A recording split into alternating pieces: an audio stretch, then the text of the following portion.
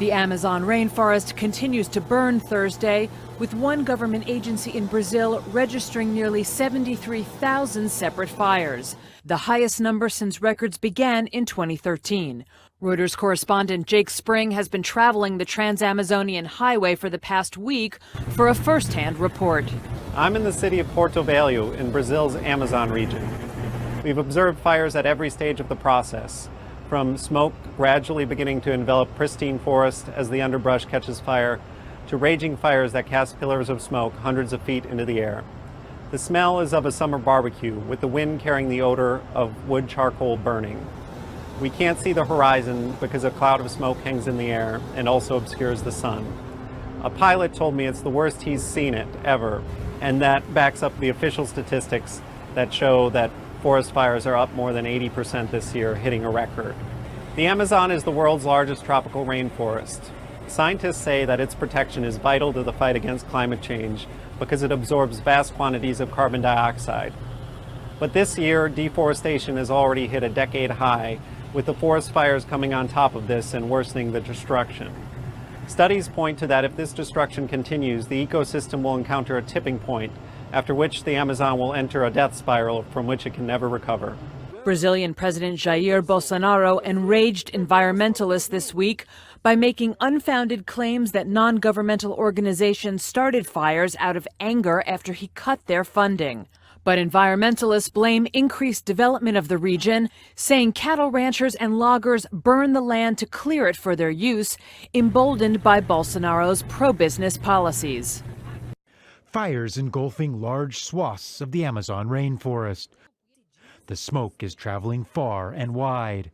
It darkened the skies over Sao Paulo, which is more than 2,000 kilometers south of the burn area. The scope of the fires is massive. These satellite images from NASA show how the smoke has covered most of the northern half of Brazil, which is larger than the whole of Europe. The Amazon produces 20% of the world's oxygen and is home to more than 3 million species of plants and animals. Fires in the Amazon are a natural occurrence, often started by lightning strikes. But that doesn't explain the sudden increase in fires this year, which environmentalists say has been exacerbated by cattle ranchers and soy farmers clearing forest at an increased pace.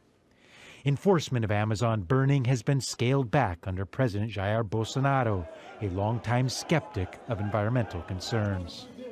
Bolsonaro slashed government funding to environmental agencies and on Tuesday suggested the fires were being staged by NGOs to embarrass his government. I am under the impression that it could have been set by the NGOs because they had asked for money. What was their intention?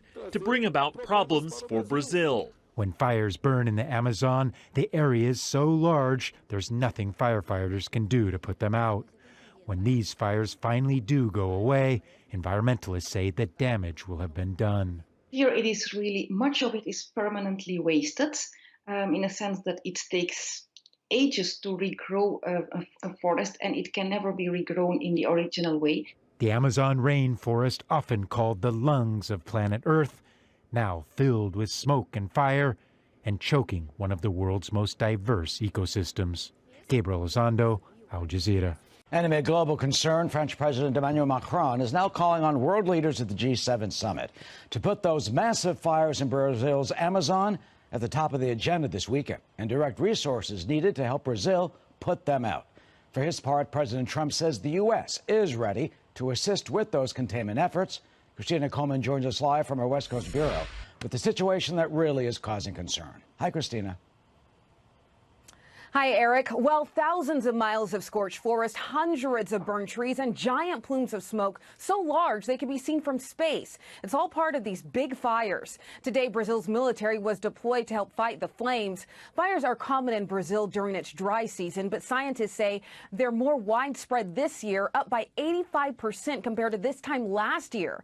These NASA images show Brazil swathed in smoke from the vast fires. Brazilians and other South Americans have taken to the streets demanding the Brazilian government take concrete action to stop the fires. The loss of biodiversity, land, and the risk of health problems from air pollution are all big concerns. I don't have enough air to breathe, I can't sleep, I feel really bad, and sometimes I don't even eat properly because of the lack of air. Brazil's National Space Research Institute doesn't have the exact number of acres that have burned so far, but says between January and August of this year, deforestation as a whole resulted in the loss of 3,751 miles of forest in Brazil. That's larger than the size of Yellowstone National Park. What is happening in the Amazon is a crime. It is an environmental crime. There is a law that protects the Amazon and protects the forest. There has to be guards, there must be environmental police and people controlling illegal deforestation in the Amazon. But that is not happening. President Trump offered help to fight the fires, saying the U.S. stands by, ready to assist. So it will be interesting to see what other world leaders might have to say about these fires at the G7 summit.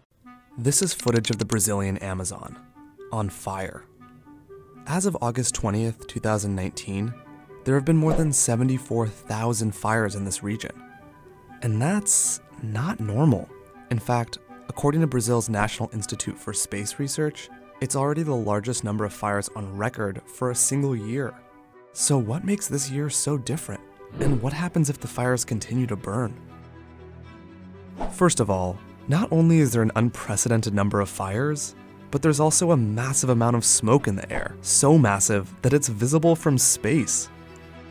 Scientists estimate that it stretches 1.2 million square miles across Brazil, and it even briefly eclipsed the sun above Brazil's largest city, Sao Paulo. So how did we get here? The simple answer is people. Scientists say that humans ignited as much as 99% of these fires, largely to clear land for agriculture. But that alone isn't actually unusual. There are normally fires in the dry season, from July to October, which is when ranchers and farmers are more likely to burn. Where it gets complicated is when you try to look at why this year is so much worse. Environmental groups say it's largely because of one man, Jair Bolsonaro, the president of Brazil. The government of Jair Bolsonaro has sent a signal, both in terms of its policies and in terms of its rhetoric, that illegal activity, arson, deforestation, land invasions, violence will be tolerated. That's Christian Poirier of the nonprofit Amazon Watch. And he says these fires were started by ranchers, land grabbers, and a range of other actors who were emboldened by Bolsonaro's rhetoric. According to Poirier, they're setting fire to portions of the rainforest to acquire more land, more property, because now there's no risk of getting caught. But it actually gets worse. According to CNN, Bolsonaro has also slashed the budget of the country's environmental enforcement agency by as much as $23 million. If we look at these moves, we see the table was set for the kind of the devastation we're seeing today. Bolsonaro himself has offered up an alternative explanation for the fires. He suggested that non-governmental organizations, NGOs, ignited them as a way to embarrass his administration, though he presented no proof. But here's the thing. Regardless of how they started, these fires are really bad, and not just for the million or so indigenous people who live in the Amazon. For one, these fires are releasing loads of harmful gases into the air, like carbon monoxide, which maps like this show is spreading in the region. And they also drive up deforestation, adding to what has already been a really bad year for the Amazon. And this is where things get even scarier. You see, deforestation in the Amazon triggers a negative feedback loop. The more trees that fall, the drier the Amazon becomes. And a dry Amazon is more likely to burn. Now, scientists warn that we may soon reach a point where that cycle is irreversible. What we're talking about is reaching a tipping point in the Amazon today, where enough of the forest has been either destroyed or degraded, and it can no longer create its own environment, its own rainfall. And that could trigger what scientists call a dieback. So the moment you cross that threshold, that tipping point, you're moving into a place where the Amazon will turn into a savanna. That's right. He says that the Amazon would become a totally different environment, far from the one we know today, which is home to 3 million species of plants and animals, which sucks up as much as 600 million tons of carbon each year, and which supplies as much as 20% of the oxygen that we breathe. The the lush green of the Amazon rainforest rapidly being eclipsed by devastating wildfires. Tens of thousands of individual fires have erupted across Brazil and Bolivia, nearly double the amount that broke out last year, prompting grave concerns for the rainforest's role as a natural environment which soaks up climate-changing carbon emissions. It's those huge environmental worries which have turned the fires into an international political row, sparked by the French President Emmanuel Macron, who proclaimed our house is literally burning.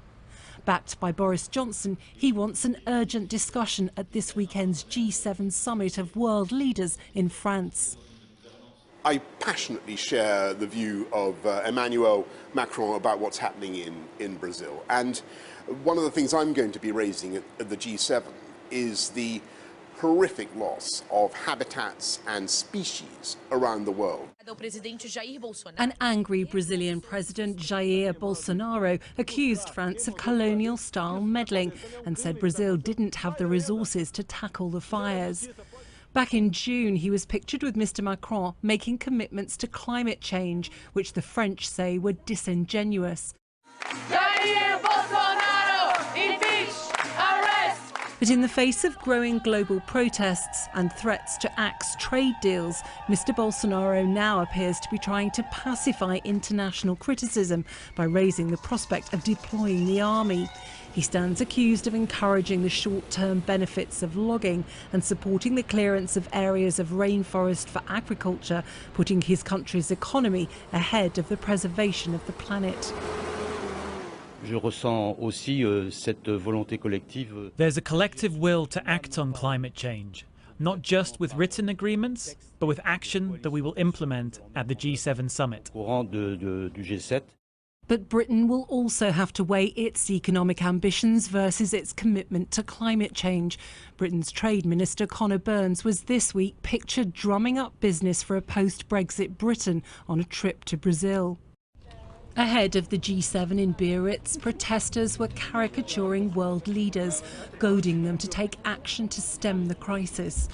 Brazil's leader isn't invited, but it's still set to be a fiery summit with a US president who pulled out of the Paris Agreement on climate change and a French president who wants to make his mark on the issue. Lisa Holland, Sky News.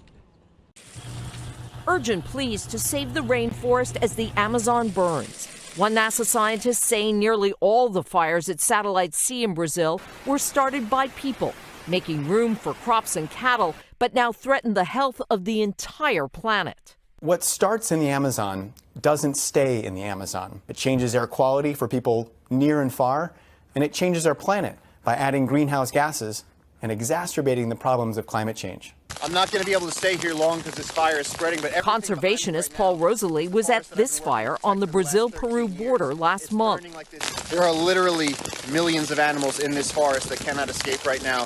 How many animals were you able to rescue? None. They were all burned.